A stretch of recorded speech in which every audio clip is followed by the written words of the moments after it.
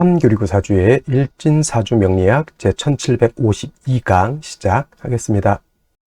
오늘은 양력으로 2023년 8월 24일이고요. 음력으로는 2023년 7월 9일입니다. 오늘 명식은 계묘년 경신월 갑인일이 되겠고 일진은 갑인이 되겠습니다.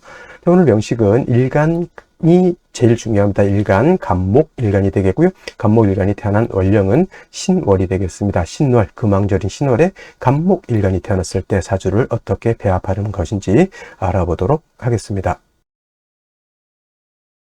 오늘 일간 갑이라고 하는 천간이 일간이 되겠습니다. 갑이라고 하는 천간, 10개의 천간 중에서 가장 먼저 나오는 천간이 되겠고, 오행, 목화토금수라고 하는 오행으로 구분하게 되면 갑이라고 하는 천간, 목이 되겠습니다. 우리가 흔히 목이라고 하면 물상으로는 나무 이렇게 표현을 하죠. 하지만 물상이 아니라 사람이 느끼는 기운으로 이렇게 보게 되면 따뜻한 온기, 여러분들 겨울에 패딩 같은 거 있거나 또는 목화솜 이불을 덮으면은 따뜻한 온기가 느껴지죠. 그 온기가 바로 목의 기운이다 이렇게 생각하시면 되겠습니다. 그래서 이 따뜻한 온기를 주관하는 계절 바로 봄이 될 것이고요. 천간으로 갑목, 내일 공부하게 되는 을목이 천간으로 봄이라고 하면 지지로는 인묘진 동방이 바로 목이 되는 겁니다. 그래서 봄에 해당되는 계절이 인월, 묘월, 진월이 되는 것이고, 목은 청색, 파란색을 주관하고, 그 다음에 좌청룡, 우백호라고 해서 봄은 청룡이라고 하는 신이 주관을 하게 됩니다.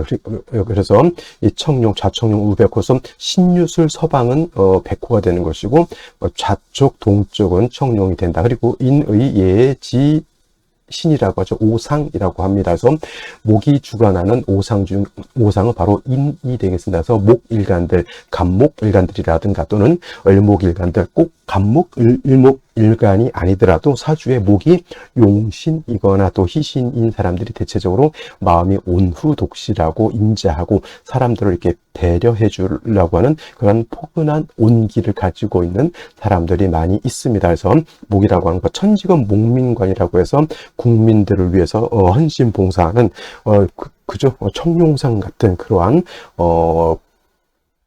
국가의 녹을 먹는 사람들이 대체적으로 목인 사람들이 또 많이 있다 이렇게도 보고 있습니다. 자, 그다음에 목이라고 하는 것은 이렇게 나무, 온기, 봄, 그다음에 청색, 청룡, 인의, 예지, 신 중에서 인을 주관한다라고 보는데, 갑목이라고 하는 것의 특징은 또 별도로 있죠. 양목이냐 또는 음과 양으로 구분해서 갑목이 음목인지 아니면 양목인지를 구분해 봐야 되는데, 갑목은 음양의 중에서 갑목은 양목이 되는 것이고요. 내일 공부하게 되는 을목이라고 하는 것이 있습니다. 갑목 다음으로 나온 목이 바로 그 을목인데, 을목은 같은 오행으로는 목이지만은 을목은 음에 해당되는 성질을 가지고 있죠. 그래서 을목은 음의 기운을 가지고 있고, 그 다음에 갑목은 양의 기운을 가지고 있다. 음양의 기운이라고 하는 것은 서로 좀 대조되고 대비되는 그런 관계이지만, 하나의 태극이라고 하는 것, 하나의 무극이라고 하는 데서 이렇게 분화돼서 나온 거기 때문에 뗄래야 뗄 수 없는 관계. 양목이 있으면 음목이 있는 것이고요, 음목이 있으면 양목이 있는 것이다. 동전의 앞뒷면과 같은 것인데, 성질은 어떻다? 서로 좀 상반되고 대조되는 개념을 가지고 있다. 그래서 갑목 같은 경우는 양의 기운을 가지고 있죠. 양이라고 하는 것은 대체적으로 크고 단단하고 곱고 곧고 흙 같으면 높고 이런 개념으로서 좀 동적인 개념이죠. 그래서 양목인 갑목이라고 하는 것은 크고 단단하고 곧은 나무 이렇게 볼 수 있죠. 그래서 물상으로는 대림목이라고 표현해요. 큰 대자, 숲을 임자, 나무 목자. 그래서 큰 숲을 이루는 나무, 여러분 산에 가게 되면 소나무라든가 오동나무라든가 전나무라든가 또는 편백나무 같이 휘어지지 않고 곧게 큼직하게 자라는 나무들이 있습니다. 반면에 산에 가게 되면 풀도 있고요, 야생초도 있고, 나무지만은 조금 작으면서 좀 휘어져 있는 그런 나무들도 볼 수가 있죠. 그래서 둘로 이렇게 놓고 봤을 때 갑목은 곧고 크고 단단한 향천성을 가지고 있는 그런 큰 나무가 바로 이 갑목인 것이고, 그래서 갑목인 사람들이 대체적으로 성격들이 좀 대쪽같이 고든 그런 성향을 가지고 있습니다. 잘 휘어지지 않고 조금은 고지식하고, 자기가 생각했던 것은 어떻게 해서든 좀 관철시키려고 하는 보스 기질이 있는 것이 또 갑목 일간들의 특징이다라고 볼 수가 있죠. 감목의 용도 뭐가 되겠습니까? 큰 나무, 예를 들어서 참나무라든가 전나무 같은 것 또는 큰 소나무 같은 경우는 그냥 1000년, 2000년, 3000년 키우는 것이 아니라 감목은 어느 정도 잘 자란 성목이 되었을 때, 다 자란 성목이 되었을 때는 이를 베어서 뭘로 쓴다? 제목으로 쓰는 것이 감목의 용도. 좋게 표현하면 동량지묵이라고도 하고요. 동량지제라고도 합니다. 그래서 감목의 용도라고 하는 것은 다 큰 나무는 베어서 큰 제목으로서 큰 집을 지을 때 기둥으로 쓰거나 큰 궁궐을 지을 때 기둥으로 쓰거나 대들보로 쓰는 그러한 제목으로서의 용도라고 하면은 을목이라고 하는 것은 대립목이 아니라 양류목이라고 해요. 양류목이라고 하는 것은 부드럽고 휘어지고 연약한 성질의 개념의 목을 말하죠. 그래서 화초, 꽃을 피우는 화초라든가 또는 화목이라고 해서 꽃을 피우는 꽃나무 같은 개념이 바로 이 을목이 되겠습니다. 자, 화초를 뜯어다가 우리가 궁궐을 지을 수 없고요. 풀을 뜯어다가 우리가 큰 배를 만들 수 없습니다. 오로지 을목, 내일 공부하게 될 을목이라고 하는 것은 어떤 용도가 있다? 꽃을 피우는 용도, 즉 목화 통명을 이루어서 아름다운 꽃을 피우는 용도가 있습니다. 그래서 같은 오행으로 목이라 하더라도 양목인 간목이냐 또는 음목인 을목이냐에 따라서 그 용도가 다르죠. 사람으로 치면 남자하고 여자의 차이인 겁니다. 남자같이 좀 튼튼하고 좀 이렇게 우람한 성격의 남자들은 국가를 지키거나 도적을 잡거나 이렇게 좀 강한 일을 하는 거지만 여성 같은 경우는 집안 또는 집안의 아이를 또 키울 수 있고 또 여자가 나름대로 또 미적 감각 같은 것도 있으니 또 남자에 대비되는 그런 것들을 또 보완해주는 역할을 한다. 그래서 양이라고 하는 개념은 서로 대비되는 것이지만 음은 양을 보완해주고 양은 음을 보완해주는 그러한 관계에 있다 이렇게 생각하셔도 되겠습니다. 그래서 용신을 취용할 때 간목 같은 경우 다자란 성목으로 볼 때는 이 나무를 작벌 베어내야 되기 때문에 경금이라고 하는 금으로서 간목을 작벌하고요. 단 경금이라고 하는 도끼 또는 경금이라고 하는 전기톱 같은 걸로 간목을 베어낼 때는 날카롭게 날이 서 있어야지만 간목을 깔끔하게 재련할 수가 있겠죠. 목수가 있는데 톱을 제대로 갈아놓지 않고요. 도끼를 제대로 갈아놓지 않았고요. 대패를 제대로 갈아놓지 않아서 날이 무딥니다. 이런 연장 가지고 간목을 재련하는 것이나 간목을 뜯어내는 것이죠. 그래서 이런 경우에는 간목이 경금을 쓸 때는 항상 정화를 대동해서 경금을 단련해서 경금을 날카롭게 해야지만 그 경금이 간목을 깔끔하게 재련해서 큰 제목으로 쓸 수 있겠다라고 하는 것이 바로 간목의 기본적인 용신치용법이 되는 것이고, 을목 같은 경우에는 을목을 작벌해서 우리가 큰 궁궐을 짓고 하지 않죠. 을목은 목화 통명이 돼서 꽃으로 피우는 용도가 있다 하였으니 을목이라고 하는 것은 따뜻한 햇볕과 적당량의 물이 있어서 을목의 뿌리를 배양하고 햇볕이 비춰서 따뜻하게 해준다라고 하면 을목이 아름다운 꽃을 피울 수가 있겠다라고 이렇게 보는 겁니다. 그래서 같은 목이라 하더라도 양목인 간목과 을목인 을목은 이렇게 차이가 있겠다 정도 기억해 두시면 되겠습니다. 자, 다음으로 간목일간이 태어난 월령에 대해서 알아보도록 하겠습니다. 월령이라고도 하고요. 월지라고도 표현하고 월원이라고도 표현합니다. 이 월령, 월지, 월원이라고 하는 것은 태어난 달의 지지를 말하는 것이고요.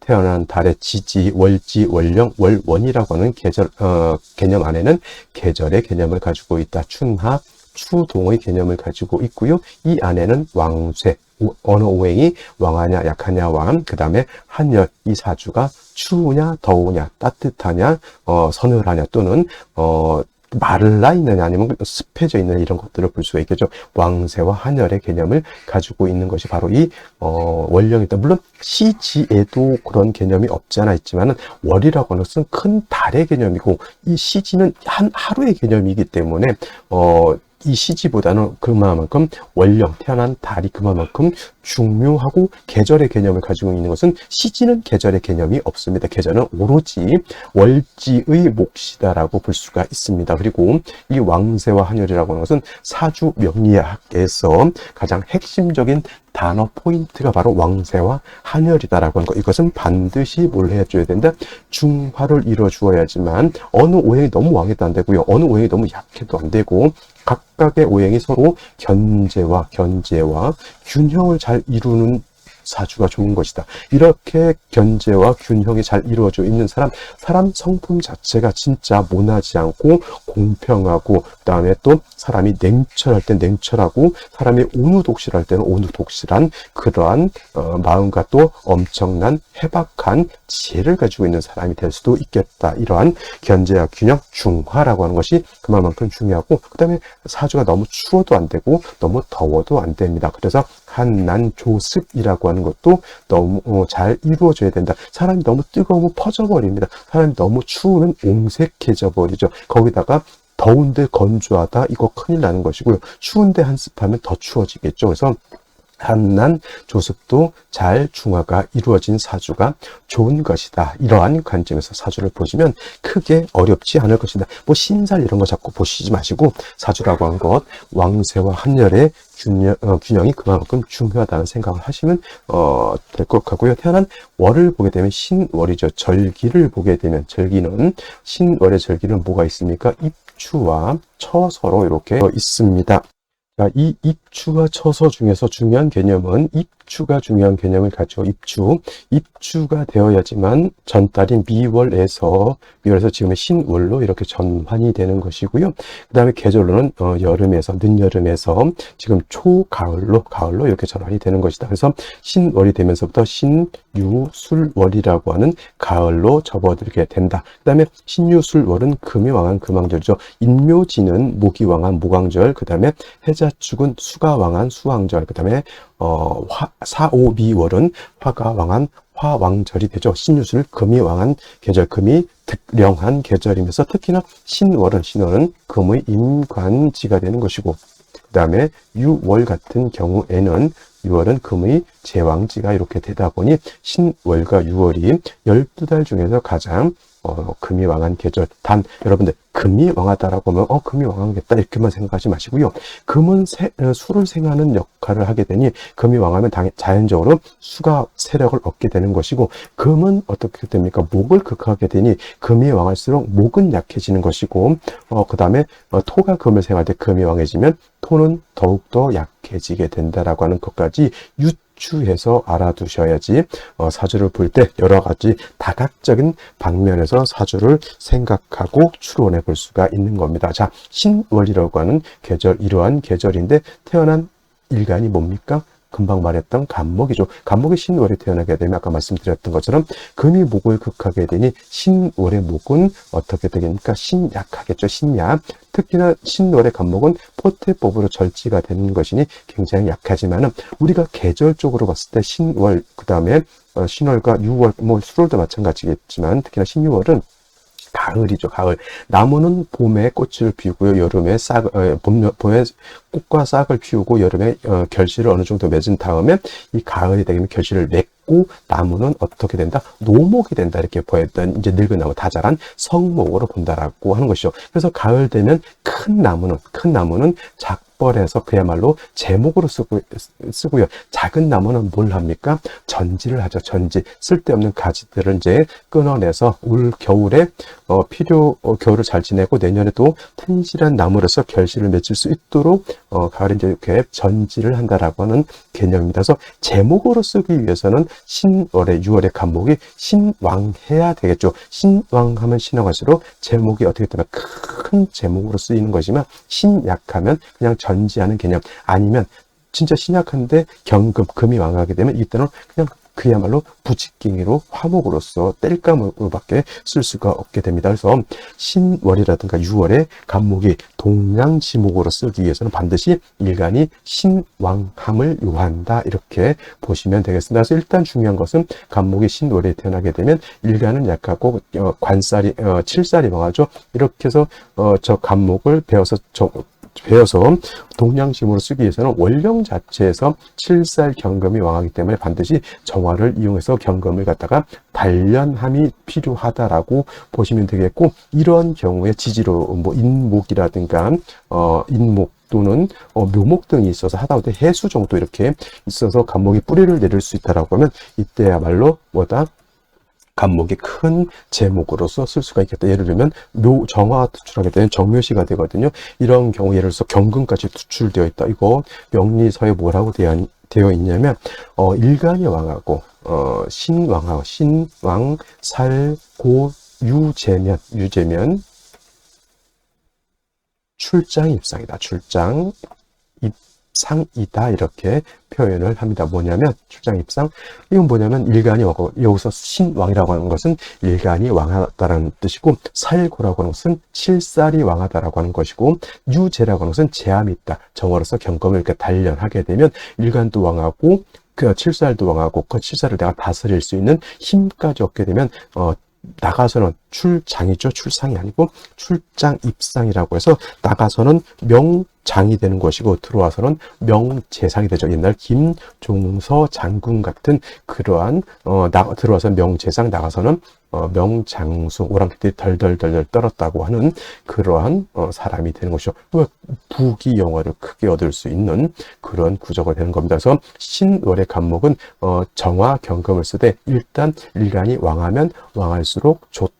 여기까지 알아두셨으면 좋겠고요. 근데 예를 들어서 이렇게 신월에 물론 일간 자체도 뭐 뿌리가 없지 않아 있지만 금이 있는데 만약 예를 들어서 무토라든가 기토 같은 것이 토가 많게 되면 토는 재성이긴 하지만 재성이 뭘 생해합니까? 관을 생해줘, 칠살을 생해줘. 이걸 갖다가 부건파처라고 합니다. 부건파처가 되는 경우에는 일간이 어느 정도 힘이 있을 때 세력을 가졌을 때 부건파처가 되는 것이고, 만약에 일간에 세력이 없을 때는 이거는 제살 대왕이 된다. 이것도 여러분들이 구분하실 수 있다라고 하면 좀 더 명리를 깊이 있게 공부하신 사람이라고 할 수 있습니다. 그래서 부건파처하고 제살 대왕을 여러분들 구분할 수 있는 안목을 한번 가지시는 것도 필요하겠다라는 말씀을 드리면서 오늘의 명식을 다시 한번 보시고요. 그 다음에 생시 알아보도록 하겠습니다. 자, 다시 오늘의 명식을 살펴보도록 하겠습니다. 오늘 명식, 간목 일간이 신월에 태어난 사주 명식이 되겠고요.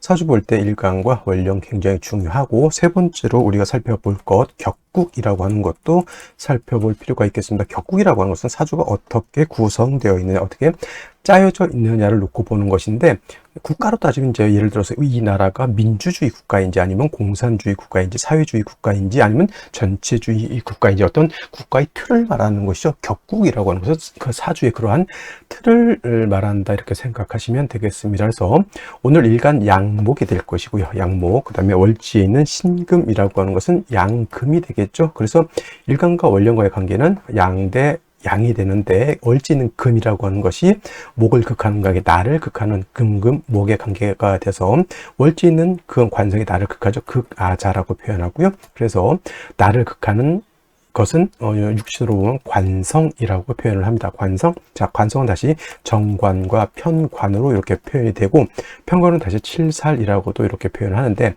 우리가 정관을 배울 땐 정관은 뭐로 배웠습니까? 법, 윤리, 도덕 이렇게 배웠고요. 여자 같은 경우에는 내 남편이 되는 것이고, 남녀 공의도 바른 직장이 된다, 이렇게 표현하고, 편관 또는 칠살이라고 하는 것은 질병, 도적, 적군, 관제, 구설, 송사 등등 일체의 나한테 해악을 주는 것을 편관칠살이라고 이렇게 배웠습니다. 그래서 정관은 좋은 것이고 편관은 나쁜 것이다, 이렇게 알고 있는 사람들이 많은데 절대 그런 건 아니고요. 정관이 됐든 편관칠살이 됐든 그 사주 내에서 나한테 도움을 주느냐 또는 도움을 주지 않느냐를 실질적으로 판단해서 좋고 나쁜 것을 판단해야지, 정관이면 무조건 좋고 편관칠살이면 무조건 나쁘다라고 이렇게 표현하는 것은 옳지 못하다, 이렇게 생각하시면 되겠습니다. 자, 오늘 같은 경우에는 정관이라고 하는 것은 일관과 관성과의 관계가 양대음 또는 음대양으로서 음양의 조화가 맞으면 정관이 되는 것이고, 편관칠살이라고 하는 것은 오늘처럼 일관과 관성과의 관계가 양대양 또는 음대음이 돼서 음양의 조화가 맞지 않으면 편관칠살이 되는 것이 오늘 간목이 신월이 태어나게 되면 편관격 또는 칠살격이 되는 것이다. 단 신월은 일간은 약하고 살이 왕한 국세가 되겠죠. 일간과 월령과의 관계를 놓고 보면 뭐 신약사랑이라고 해도 되고요. 살중신경이라고 표현해도 됩니다. 중요한 건 일간이 약해서 왕한 관사를 감당할 수 없기 때문에 반드시 약한 일간을 갖다가 생조해 주거나 방조해 주는 것이 필요한데, 생조는 인성인 수로서 도와주는 것을 말하는 것이고요.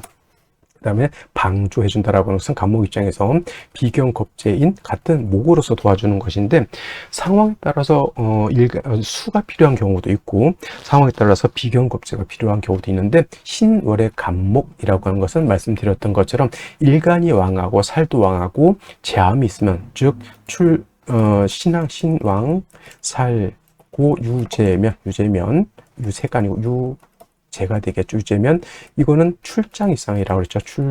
출장입상이라고 해서 나가면 명장수가 되고 들어오면 명재상이 된다고 해서, 신월의 간목은 인성을 얻는 것보다는 비경겁제인 목을 얻어서 일간 자체가 왕해지는 것을 필요로 하고, 월령 자체가 살이 왕하기 때문에 저 살을 통제할 수 있는 정화를 얻는 것이 그래서 중요한 것이다. 그래서 신월의 간목은 일간도 예를 들어서 인묘목의 뿌리를 두고, 최소한 해수 등의 뿌리를 두고 그 다음에 정화가 있어서 금을 통제시켜주면 바로 신왕살구 유제가 돼서 출장 입상할 수 있는 그런 구제가 되는 것이다. 그래서 신월, 유월, 다음 달도 마찬가지겠지만 간목이 신유월에는 얼마만큼 세력을 얻고 힘을 얻고 그 다음에 상관인 정화를 얻었느냐 얻지 못했느냐에 따라서 부귀영화를 누릴 수 있는 사주인지, 또는 부귀영화가 아니라 빈천 빈안한 사주인지를 우리가 가늠해 볼 수가 있겠다라고 하는 것. 근데 오늘 명식 보면 월간에 경금 투출되어 있습니다. 이 경금이라고 하는 것은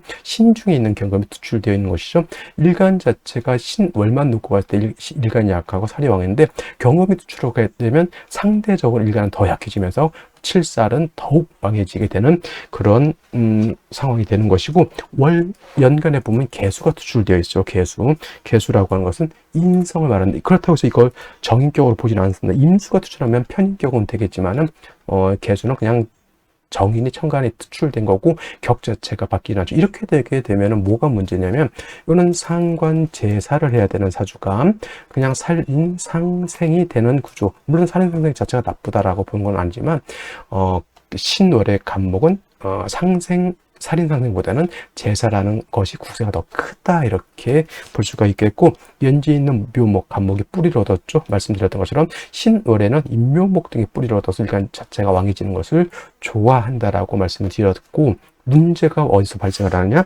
일지에 있는 인목이 갑인일주가 되죠. 그래서 이거는 묘목권을 얻은 것은 간목 입장에서는 좋지만 일지에서 인목을 얻게 되면 이건 인신충이 되죠. 그래서 이건 인신충이 돼서 격을 파기 때문에 이거는 썩 좋다고 보기는 어렵다, 이렇게 보시면 되겠습니다. 사주에 화가 없죠. 물론 인중병화가 있긴 하지만 인신충으로 해서 인중병화는 신중에 있는 임수에 의해서 그걸 받아서 인중병화를 쓸 수가 없게 되어 있다, 이렇게 보시면 되겠습니다. 그래서 이런 경우에는 생시에 따라서 운에 따라서 생시를 결정하는 것이 필요하다, 이렇게 말씀을 드리면서 생시를 보도록 하겠습니다.